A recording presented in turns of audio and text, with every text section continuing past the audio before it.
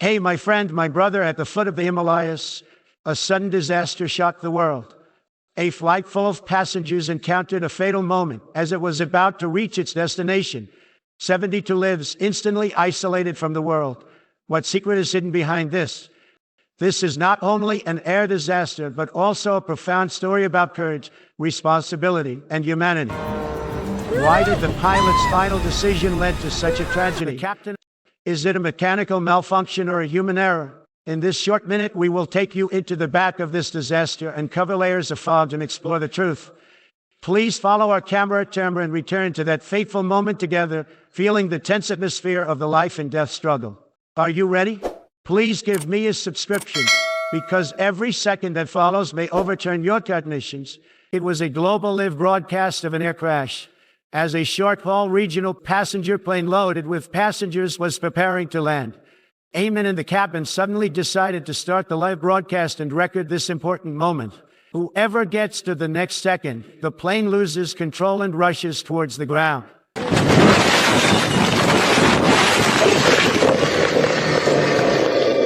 The crash was Li Ming Airlines Flight 691, and after confirmation, all 70 people on board were killed. So how exactly did this accident happen? If you want to figure out the truth, let's move back to the day of the incident and let everyone to reorganize the details of this air disaster. On January 15, 2023, Air Flight 691 was waiting for takeoff at Trip 1 International Airport in Kathmandu. Its flight route is to Pokhara International Airport, which is 200 kilometers away, and the entire journey takes about 26 minutes. It is worth noting that the airport was officially launched 2 weeks ago on January 1st and was constructed by a Chinese company. The airport covers an area of 2,500 meters and a terminal building of 15,000 square meters. It is an international airport that meets the 4th and also the 3rd international airport in Nepal. The construction of the new airport has made it easy for many international tourists who come from afar to direct fly, reducing the inconvenience of their transit in Kathmandu. The efficiency and safety of national air transportation have also been greatly improved, and the facility model we have in this video is a 15-year Agility 270 to twin-turboprop regional airliner jointly produced by France and Italy. With its excellent performance and low fuel consumption, it is widely used on short-distance commuting routes. If you are not familiar with this aircraft, then you must have seen some famous scenes about it. Well, I shut off the wrong engine. The captain of this direct flight mission is 58-year-old Kamal Casey, who has been working at the airline for 14 years and has accumulated over 22,000 flight hours. The co-pilot is 45 years old and has 6,500 hours of flight experience. He will be in charge of the direct flight on this flight. The captain is not only responsible for monitoring instruments and ground radio communication on the side, but also as an instructor. He needs to guide the operation of the co-pilot. The plane carried a total of 68 passengers and 4 crew members. After everything was ready at 10:33 local time, the crew received the takeoff permit issued by air traffic control. The co-pilot fully pushed the accelerator and took off smoothly after a period of taxiing. This was the 3rd flight of the 2 pilots that day, and soon they arrived at the airspace near Pokhara. When they were still 24 kilometers away from the airport, the air traffic control and crew contacted each other. Pokhara International Airport only has 1 runway for takeoff and landing. Runway 30 lands from east to west, while runway 12 lands from west to east. Under normal circumstances, most pilots would use runway 30 to land. As runway 12 is affected by terrain and needs to cross some high mountains during hovering before emergency descent to approach, which poses certain safety risks. Li Ming Airlines has developed a two-chamber flight procedure for landing on runway 12. It is worth noting that the program has not been validated and specific details have not been presented to the Nepal Aviation Authority. However, despite this, the Aviation Administration of China still granted its company the right to enter any runway under the flight rules of the tomb chamber. Pokhara International Airport Air Traffic Control in Flight 691 that runway 30 is currently in use. The flight instructor saw the situation and believed it was a good opportunity for military training, so he applied to enter runway 12. Guangguan, after agreeing, the co-pilot controlled the plane to further descend the altitude. At this point, They were still 8 kilometers away from the airport. The co-pilot first straightened the thrust to a slow state, then asked the captain to extend the warp wing by 15 degrees. When the speed dropped to 170 knots, the landing gear was lowered again. Next, the 691 aircraft began to turn left to align with runway 12. At this time, the air traffic control could also see them from the tower. When they were still 220 meters away from the ground, the co-pilot released autopilot and switched to manual control. By scanning the instrument panel, he found that the current speed was 150 knots, so he asked the captain to release a Li Ming 30-degree angle. However, 5 seconds later, a piercing alarm sounded in the cockpit. Li Snowman Airlines Flight 691 suddenly encountered a danger with only 150 meters left on the ground, and the continuous sound of alarms immediately alerted the 2 pilots. The co-pilot first attempted to increase engine thrust to change the situation, but the effect did not seem significant. The captain decided to take over the control of the aircraft upon seeing the situation. Unexpectedly, just 4 seconds later, the vibration sensor on the control stick activated, indicating that the aircraft was about to enter the risk of stalling. However, what was even more terrifying was that within just 10 seconds, the plane plummeted rapidly by 35 meters, and the captain tried his best to make it out, but it was already too late. Flight 691 has deviated to the left and is approaching a nearly vertical flight attitude, colliding with the ground at high speed. After a loud bang, the plane exploded violently and ignited a raging fire. Airport firefighters and medical staff rushed to the crash site as soon as they learned the news, but due to the vast majority of the wreckage scattered in the canyon of the said Aegean decor, it posed great difficulties for rescue work. Unfortunately, after confirmation, all 72 people, including the crew, were killed. The news of a propeller plane suddenly crashing in Nepal quickly made headlines in major news media around the world. Everyone has a question in their hearts. What is the reason for the plane crash? Mechanical failure, human error in operation, or perhaps for some other reason. Shortly after the air crash, the Nepal Civil Aviation Authority set up an investigation team. When the fire was extinguished, the investigators were allowed to enter the scene. However, they soon learned bad news that about 80 of the aircraft's overall body had been destroyed by the fire.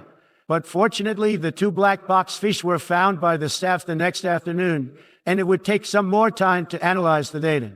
So they first found the air traffic control and witnesses, and had a rough understanding of the incident. Flight 691, if original and on runway 30, was being used by other flights for air traffic control at the time. The original plan was to have them hover in the nearby airspace and wait for a while, but Captain Kamil KC took the initiative to land on runway 12 for good reason.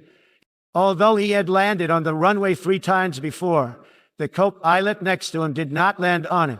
In order to accumulate experience as soon as possible and successfully promote himself to captain, he took the risk of choosing runway 12, which had almost no one to land on. But so far, there is no evidence to prove that this is the direct cause of the plane crash. So is it possible that you suddenly encountered a bird during the landing phase? You should know that bird collisions with airplanes are considered a disaster by the international aviation community.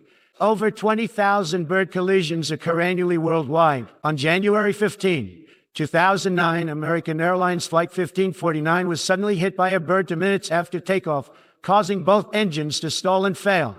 After losing all power, the captain decisively chose to make an emergency landing on the Hudson River, ultimately resulting in the survival of all 155 people. But when investigators were examining the engine wreckage, they found that the curved shape of the propeller blades was completely caused by high-speed impact. Subsequently, a live video on the internet before the crash of Flight 691 caught the attention of investigators. When passing by the first scenic spot, technicians analyzed and calculated that the speed at that time was approximately 160 knots. Immediately after completing the turn passing through the stadium, the speed had dropped to about 105 knots. Undoubtedly, this is a bit too slow, and you can clearly see through the porthole that plane has been completely lowered.